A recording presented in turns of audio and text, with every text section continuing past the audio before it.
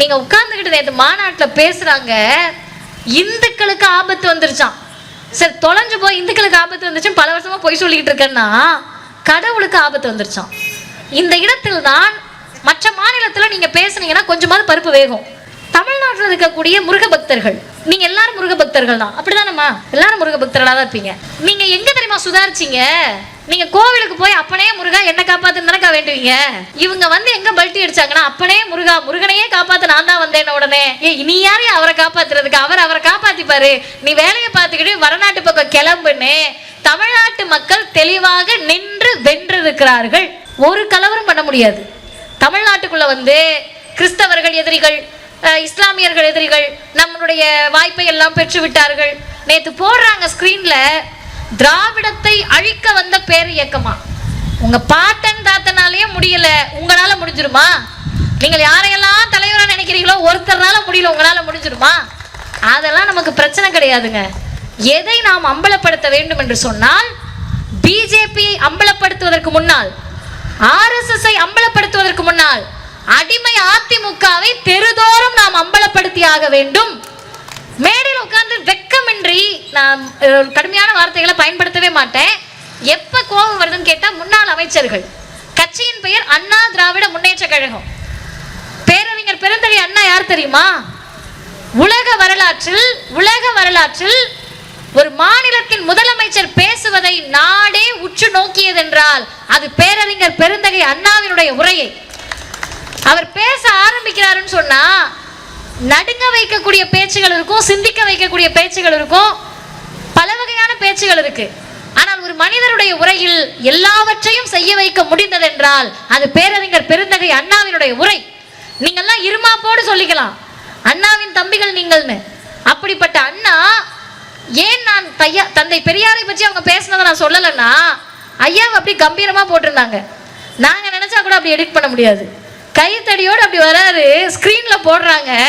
அந்த பிக்சரை பார்க்குறப்ப நமக்கே கூஸ் பம்ஸ் ஆகுதுன்னா அங்க இருக்கிற மக்களுக்கும் புல்லரிச்சிருக்கும். அதை விட்டுருவோம், ஏன்னா உங்களுக்கு பெரியார் ஏன் எதிரி என்பது தெரியும்.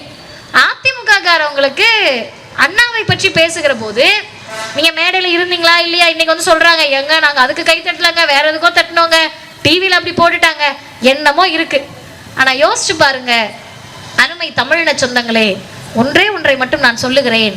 அண்ணா எழுதினார், பேராசை பெருந்தகையை போற்றி, பேசனா இரண்டுடையாய் போற்றி, தந்திரமூர்த்தி போற்றி, தாசர்தம் தலைவா போற்றி, வஞ்சக வேந்தே போற்றி, கொடுமை குணாலா போற்றி, கோழையே போற்றி போற்றி, பயங்கொள்ளி பரமா போற்றி, படுமோசம் புரிவாய் போற்றி, சிரித்திடும் நரியே போற்றி, ஓட்டு வித்தை கற்றோய் போற்றி, உயர் அநீதி நிகழ்த்தியாய் போற்றி, எமது இனம் கெடுத்தோய் போற்றி, ஈடில்லா கேடே போற்றி போற்றி. யார சொன்னார்? அண்ணா.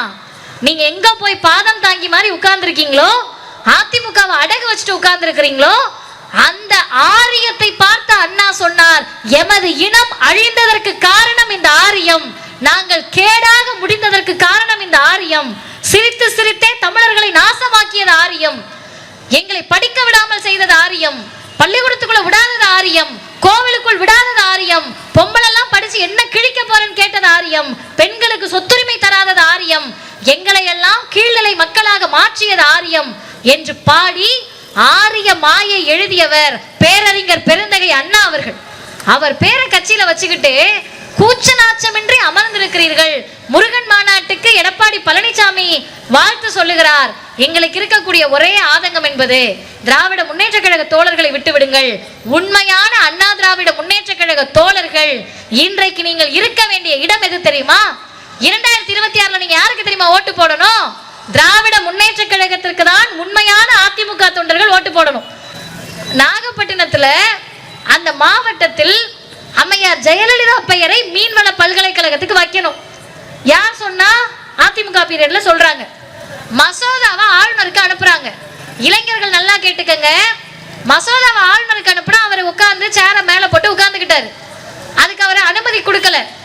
மீண்டும் தமிழ்நாட்டின் முதலமைச்சர் விடுபட்ட மசோதாக்களை எல்லாம் அனுப்பி உயர் நீதிமன்றம் அல்ல, இந்திய உச்ச நீதிமன்றம் வரை சென்று யாரை பார்த்து திமுகவை ஒழிப்பேன்னு சொன்னாங்களோ, திமுகவை ஒண்ணுமில்லாம ஆக்குவேன்னு சொன்னாங்களோ, என் நிரந்தர எதிரி திமுக என்று சொன்ன அம்மையார் ஜெயலலிதா பெயரை மீன்வள பல்கலைக்கழகத்திற்கு வைப்பதற்கு காரணமாக தலைவர் முத்துவேல் கருணாநிதி ஸ்டாலின் என்ற முதலமைச்சர்னா உண்மையான அதிமுக தொண்டர்கள் விசுவாசமாக இருக்க வேண்டியது திராவிட முன்னேற்ற கழகத்திற்கு.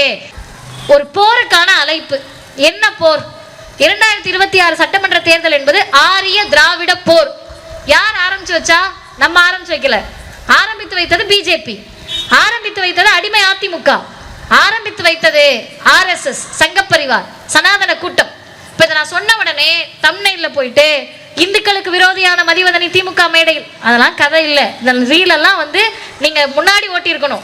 இப்ப எல்லாம் டெக்னாலஜி வளர்ந்துருச்சு, அதெல்லாம் பண்ண முடியாது.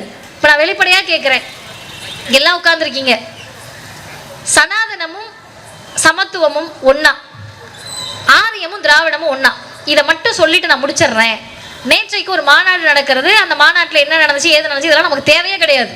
ஏன் தேவையே கிடையாதுன்னு சொன்னா, வந்தவர்கள் எங்கிருந்து வந்தார்கள், யாரால் அழைத்து வரப்பட்டார்கள், எல்லாத்தையும் நான் சொல்றதுக்கு முன்னாடி நீங்களே பார்த்துருப்பீங்க. விஷயம் என்னன்னு கேட்டீங்கன்னா, திமுக யாரோடு சண்டை போட்டு கொண்டிருக்கிறது? அதிமுக கூடயா? இல்ல. பிஜேபி கூடயா? இல்ல. இவர்களை இயக்கக்கூடிய RSS என்ற சித்தாந்தத்தோடு திராவிட சித்தாந்தம் இன்றைக்கு மோதி கொண்டிருக்கிறது. ஏன் சண்டை? வாக்கிய வரப்பு தகராறா? பொண்ணு கொடுத்து எடுக்கிற பிரச்சனையா? ஒன்றும் கிடையாது. இங்க உட்கார்ந்துருக்கீங்கல்ல, உங்க எல்லாருக்கும் கடவுள் நம்பிக்கை இருக்கு, எனக்கு இல்லை.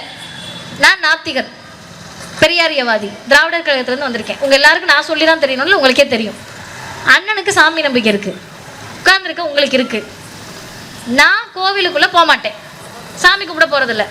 நல்லா கேட்டுக்கங்க, தெளிவா கேட்டுக்கங்க. எனக்கு நம்பிக்கை இல்லை, நான் போக மாட்டேன்.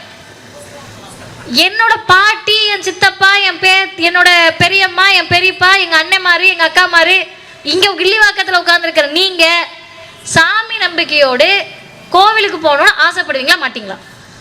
சொல்லுங்கக்கா, சொல்லுங்கண்ணா. ஆசைப்படுவீங்க. எப்படி ஆசைப்படாம இருக்க முடியும்? ஆசைப்படுவோம். அப்படி ஆசைப்படுறப்ப எல்லாரும் சேர்ந்த 100 ஆண்டுகளுக்கு முன்னால் என் சாமி, கோவிலுக்கு கல்லு சந்தது நானு, மண்ணு சுமந்தது நானு, காசு கொடுத்ததே நானு, சித்தால் வேலை பார்த்தது நானு, கொத்தனார் வேலை பார்த்தது நானு, எங்க ஊர் சாமியான்னு கோவிலுக்குள்ள போனப்ப நீ எல்லாம் தொடக்கூடாத ஜாதி, பார்க்கக்கூடாத ஜாதி, பேசக்கூடாத ஜாதி, மூச்சு விடக்கூடாத ஜாதி, கோவிலுக்குள்ள வரக்கூடாத ஜாதின்னு வெளியே நிப்பாட்டினப்ப கடவுள் இல்லை கடவுள் இல்லை என்று சொன்ன தலைவர் தந்தை பெரியார் தான். எனக்கு நம்பிக்கை இல்லை, நம்பிக்கை இருக்க பூரா பயலை நீ கோவிலுக்குள்ள விடலனா உன்னை ஒன்றும் இல்லாம பண்ணிடுவேன்னு சொன்னவர் பகுத்தறிவு பகலவன் தந்தை பெரியார் அவர்.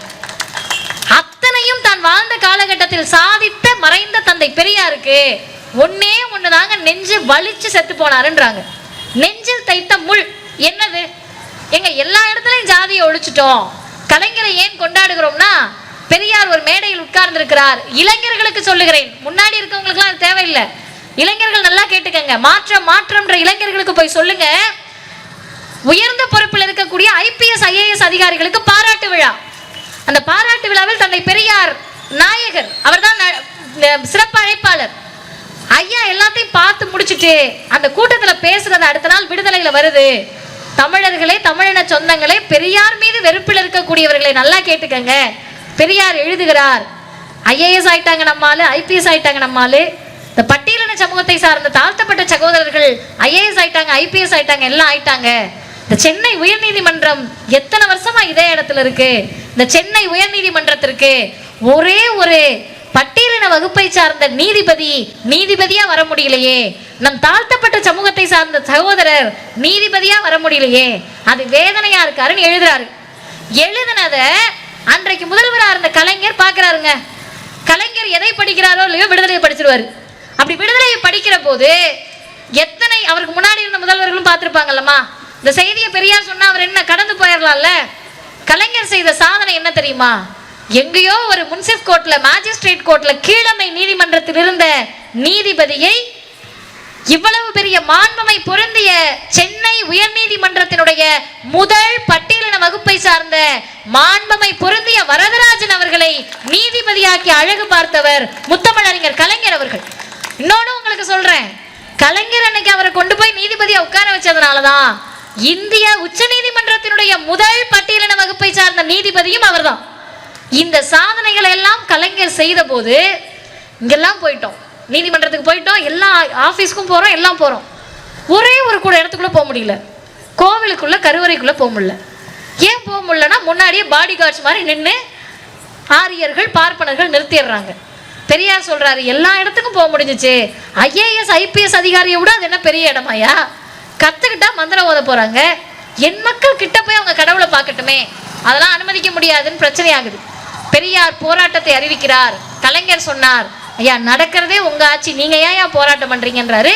பெரியார் மறைந்து விடுகிறார்.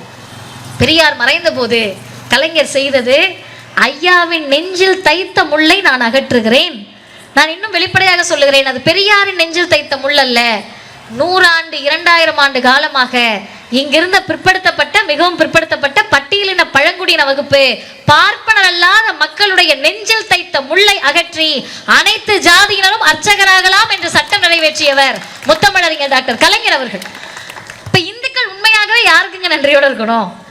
இந்து சகோதரர்கள் உண்மையாகவே ஒரு தலைவருக்கு நன்றி சொல்லணும்னா பெரியாருக்கு சொல்ல வேண்டாம், எங்கேயாவது சொல்ல வேண்டாம், தலைவர் கலைஞருக்கு சொல்லணுமா வேண்டாமா?